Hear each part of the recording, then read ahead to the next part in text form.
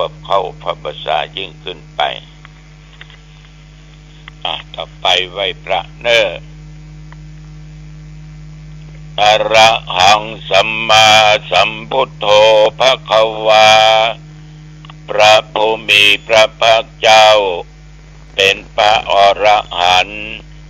ดับเพลิงกิเลสเพลิงทุกข์สิ้นเชิงตรัสรู้ชอบได้โดยพระองค์เองพุทธังภควันตังอภิวาเทมิข้าพเจ้าอภิวาทพระผู้มีพระภาคเจ้าผู้รู้ผู้ตื่นผู้เบิกบานกราบพระพุทธสวากขาโตภควตาธัมโมพระธรรมเป็นธรรมที่พระผู้มีพระภาคเจ้าตรัสไว้ดีแล้วธัมมังนัมสสามิ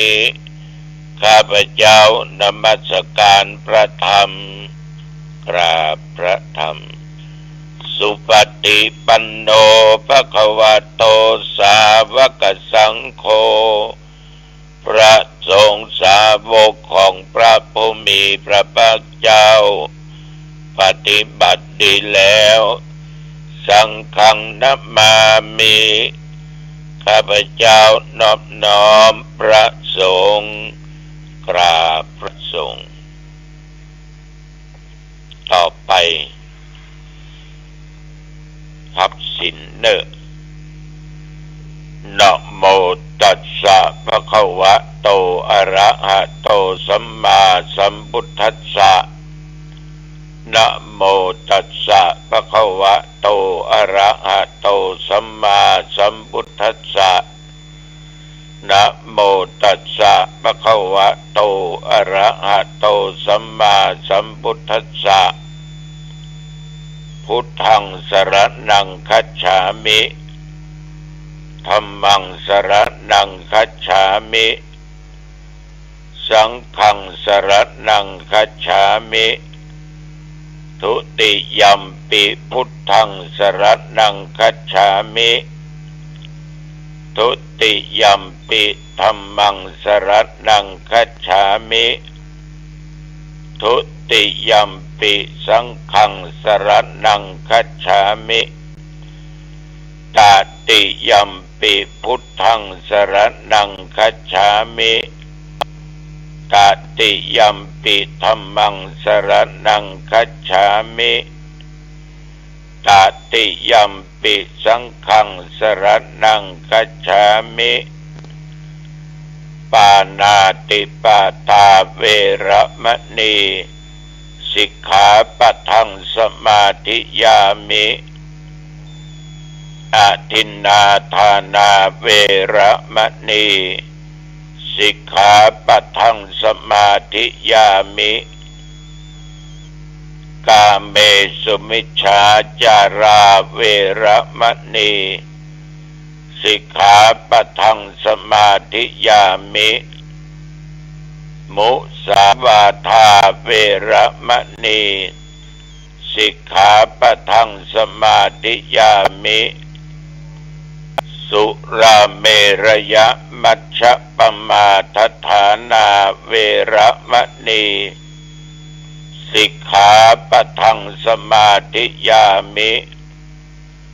อิมานิปัญจสิกขาปทานิสีเลนะสุขติงยันติสีเลนะโภคสัมปทาสีเลนะนิพพุติงยันติตัสมาสีลังวิโสทะเยต่อไปตั้งใจสวดบทยะโตหังแล้วก็บทโพชฌังคะปริตไตณบัดนี้ยะโตหังภาเกเนอริยญาชาติยาชาโตนาภิชานามิสันจิจาปานังชีวิตาโวโรเปตาเตนะสัจเจนะโสทิเตโหตุโส โสติกัปปัชชาโพสังโฆสัตติสังฆาโตธัมมานังวิจโยตถาวิริยัมปิติปัสสัตติโพชังคาจัตตาถาปะเรสัมมาทุเปกะโพชังคาสัตเตเตสัพพัทธัสสินามุนินาสัมมาทัคคาตาภาวิตาภาอุลิกตาสังวัตตันติอภิญญายานิพพานายาจะโพธิยาเอเตนะสัจจวัชเชนะโสติเตโหตุสัพพทาเอกัสสะมิงสัมมะเยนะโทโมคันลานัญจกัสสะปังกิลาเนตุกิเตติสวาโพชังเกสัตตะเทสัญญิเตจะตังอาภัยนันติตวาโรคามุตจิงสุตังคะเนเอเตนะสัจจวัชเชนะโสทิเตโหตุสัพพทาเอกทาธัมมราชาปิเขลัญเยนะปิปิริโตจุนทาเทเรนะตัญเยวะภานาเปตวานะสาทะรังสัมโมดิตวาจะอาปาทาธัมมาวุฒาสิตานะโสเอเตนะสัจจวัชเชนะโสติเตโหตุสัพพทาปะยินาเตจะอาปาทาตินดันดัมปิมะเยสินังมัคคะอัตตะกิเลสาวะปัตตานุปัตติธัมมะตังเอเตนะสัจจวัชเชนะโสติเตโหตุสัพพทาภวะตุสัพพมังคะลังรักขันตุสัพพเทวตาสัพพพุทธานุภาเวนะสัทธาโสติภวันตุเตภวะตุสัพพมังคะลังรักขันตุสัพพเทวตาสัพพธัมมานุภาเวนะสัทธาโสติภวันตุเตภวะตุสัพพมังคะลังรักขันตุสัพพเทวตาสัพพสังฆานุภาเวนะสัทธาโสติภวันตุเตขอถวาย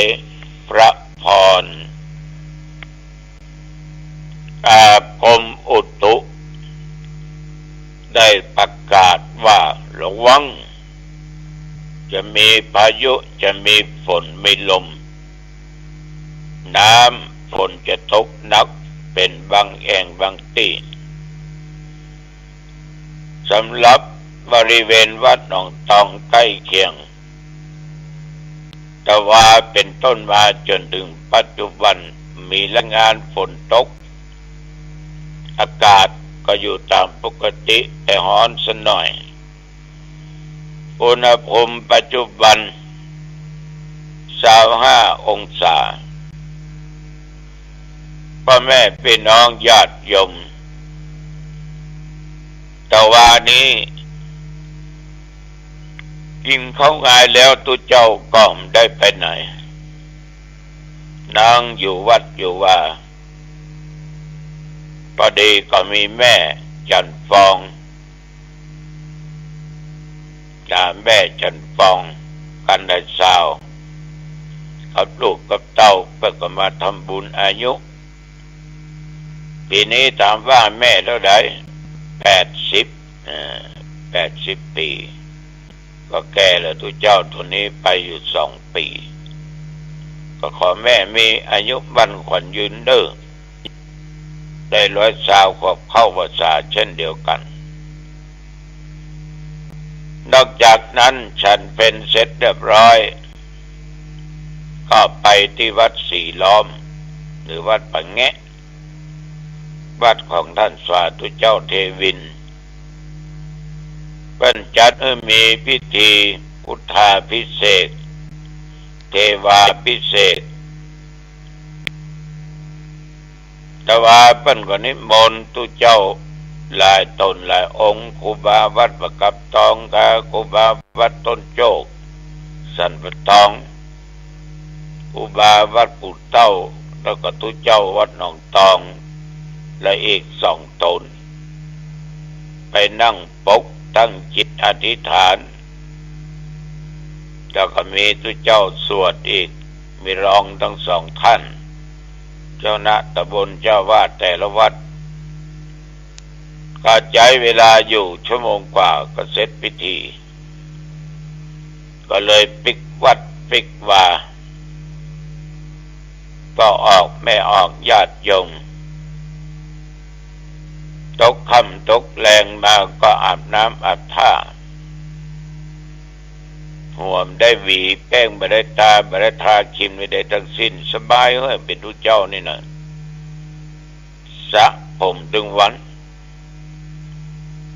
แล้วก็ไม่ได้หวีไม่ได้ตกแต่งมันยาวขูดออกอย่างญาติโยมก็ว่าหลังจากส่งน้ำเรียบร้อยอาบน้ำเรียบร้อยแต่งผ้าแต่งครัวอย่างออกวัดไปเทศนาธรรมงานข่าวดำที่บ้านหัวรินอำเภอสัมปะตองเชียงใหม่โอ้คนตายนะสมาอายุเท่าเดียวกันเนี่ยเป็นแม่เซลอายุ77-78ย่างเกิดปี2489ปีจอปีมาอย่างเดียวกันก็เลยบอกว่าแม่เซลไปคอนเทนเนอร์ค่าพอเซลนี่ไปง่ายเรื่องค่าขอทำสัก40 กว่าปีญาติโยมเทศนาไปมาก็จบศีลปอนเสร็จเรียบร้อยเรียบร้อยก็ปิกวัดปิกว่าจะขึ้นแล้วนี่ต้องขออนุโมทนาต่อครูบาแดงเนอะวัดอรินเปิ้นได้หอมกลิ่นหอมตาลเพื่อเป็นกองทุนจัดซื้อเครื่องมือการแพทย์เครื่องช่วยหายใจไว้ห้อง ICU หรือผู้ป่วยหนักแต่ว่านี่ครูบาพร้อมคณะศรัทธาญาติโยมและเจ้าภาพเพิ่นก็ปักต้นมาเป็นกรณีพิเศษ 3,740 กล่องบุญ 3,740 กล่องบุญต้องขออนุโมทนาบูชาน้ำจิตน้ำใจของท่านครูบาตลอดศรัทธาไว้ณโอกาสนี้เป็นอย่างมากขอบใจต่อคุณนันทวุฒิกิจสตรีฤกษ์สตรีอำเภอเมืองเชียงใหม่ 10,000 กล่องบุญครอบครัวฤกษ์สตรีค่าน้ำกับไฟอีก 1,000 กล่องบุญต้องขออนุโมทนาต่ออาจารย์อรวรรณบุญสิริสุขอำเภอเมือง500 กล่องบุญขอบใจต่อญาติต่อโยมคุณกุลชาสถาทิพย์บ้านสวนดอกอำเภอเมืองเชียงใหม่ 1,000 กล่องบุญก็ขอบใจต่อญาติโยมเพื่อก็มากินมาทานมาอ้ายมาหอมมาช่วยชีวิตเพื่อนมนุษย์โดยการซื้อเครื่องมือการแพทย์เครื่องช่วยหายใจไว้ห้องผู้ป่วยหนักหรือห้อง ICU ศรัทธาสาธุชนญาติโยมถึงวันเนี้ยเอาทุกคนถ้าหากว่าวันไหนวันใดให้จากไปอันเป็นคนที่เฮาฮักคนที่เฮาเคารพแล้วเฮาก็คิดถึงหาเปิ้นคิดหาพระคุณของเปิ้นเป็นต้นว่าพ่อแม่ครูบาอาจารย์กะจะได้กระทำบุญไปอย่างขึ้นแล้วลูกเต้าของคนที่ตายได้แสดงออกซึ่งความกตัญญูเพราะบุคคลผู้มีกตัญญูเนี่ยท่านบอกว่าย่อมถึงกนิษฐผลแล้วก็เป็นบุคคลผู้ประเสริฐยิ่งคนไหนลูกเต้าคนใดมีความกตัญญูกตเวทิตาต่อพ่อต่อแม่เป็นลูกศิษย์ต่อครูบาอาจารย์เป็นประสงค์นิกรต่อพระมหากษัตริย์เป็นชาวพุทธก็ต่อพระพุทธพระธรรมพระสงฆ์เป็นว่ามีอานิสงส์หลายทำเมื่อเป็นคนรักษาคุณงามความดีอันเดิมไปได้ที่มาเกิดขึ้นในด้านจิตใจสองย่อมจะทำเมื่อเกิดสร้างคุณงามความดีอันใหม่นั้นเพิ่มขึ้นได้อีกบางคนบ่เคยทำก็ต้องทำเพื่อเพิ่มขึ้นไปสามทำเมื่อเกิดเป็นคนมีสติคนมีความกตัญญูนี่นะไปตั้งตัวตั้งตนอยู่ในประมาทเอาเหตุและเอาผลเป็นปัจจัยที่ใหญ่แล้วก็สี่ทำเมื่อเกิดอิริความละอายแก่ใจโอตปะเกรงกลัวต่อบาปต่อกรรมห้าทำเมื่อเกิดขันติคือความอดทนอดกลั้นแล้วหกทำเมื่อจิตใจผ่องใสมองโลกในแง่ดีเพราะคนที่รู้จักคุณทดแทนคุณจะเป็นคนจิตใจงดงามมองโลกในแง่ดีเสมอแปดทำเมื่อเป็นที่สรรเสริญของคนคนอื่นว่าเฮานั้นเป็นคนดีมีกตัญญูกตเวทิติอวิทิตาต่อพ่อต่อแม่ต่อครูบาอาจารย์ต่อพระพุทธพระธรรมพระสงฆ์ต่อพระราชามหากษัตริย์แปดทำเมื่อมีคนอยากคบค้าสมาคมตัวคนนั้นก็อยากคบคนนั้นก็อยากปะเพราะว่าเขาเป็นคนดีโลกมีความกตัญญูกตเวทิตาต่อพ่อต่อแม่เนี่ยไผก็อยากคบกันเนาะเก้าทำเมื่อทั้งมนุษย์เทวดานั้น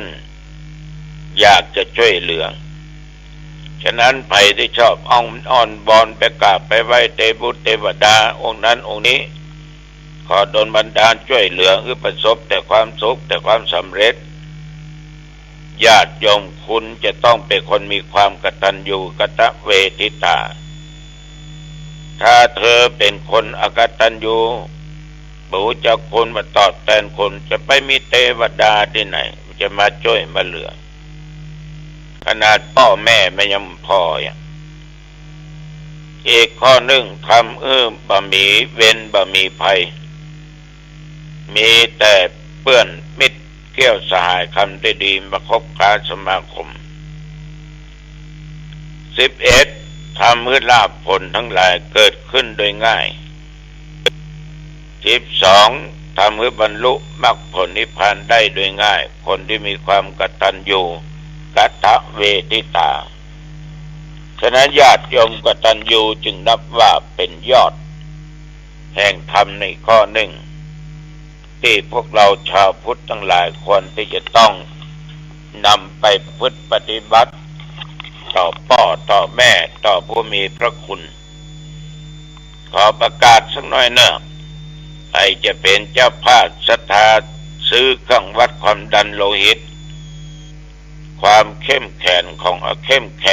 อกซิเจนซึ่งจะเป็นต้องใจต่อผู้ป่วย เป็นปฐมเบื้องต้นราคาประมาณ 45,000 กล่องบุญเอาละวันนี้อู้จะไปมาเป็นเวลาพอสมควรอายุวันโนสุขังพลังพบกันใหม่โอกาสหน้าเจริญพรกฐินทานคือสังฆทานบุญทานยิ่งใหญ่1 เดือนท่านกำหนดไว้นับตั้งแต่วันออกพรรษาถึงขึ้น15 ค่ำเดือน12สิ้นสุดเวลาเป็นการละทานล้ำค่าสืบทอดนานมาแต่ครั้งพุทธกาลข่าวสารเพื่อการประชาสัมพันธ์งานทำบุญทอดกฐินสามัคคีของวัดดอนจันทร์ตำบลท่าสาราอำเภอเมืองเชียงใหม่จังหวัดเชียงใหม่ตรงกับวันที่19 พฤศจิกายนพุทธศักราช 2566 เวลา 9:09 น.เป็นต้นไปปัจจุบันดอนจันทร์มีท่านเจ้าคุณประชานาถมุนีเป็นเจ้าวาดวัดดอนจันทร์เป็นประธานสงฆ์พร้อมกับพระสงฆ์ที่จำพรรษาท่วนไตรมาสในปีนี้ก็เป็นกฐินสามัคคีจะได้รับผ้ากฐินเป็นอานิสงส์อันยิ่งใหญ่วัดดอนจันทร์ตำบลท่าสาราอำเภอเมืองเชียงใหม่จังหวัดเชียงใหม่ได้อุปการะเด็กกำพร้าเป็นปีที่ 38ขณะนี้มีเด็ก700 กว่าคนที่ได้อยู่ในความอุปถัมภ์ของวัดดอนจันทร์ท่านที่สนใจสอบถามรายละเอียดและทำบุญทอดกฐินสามัคคีที่โทรศัพท์ 053-240-184 อย่าลืม19 พฤศจิกายน พุทธศักราช 2566 เวลา 9:09 น.ศรัทธาสาธุชน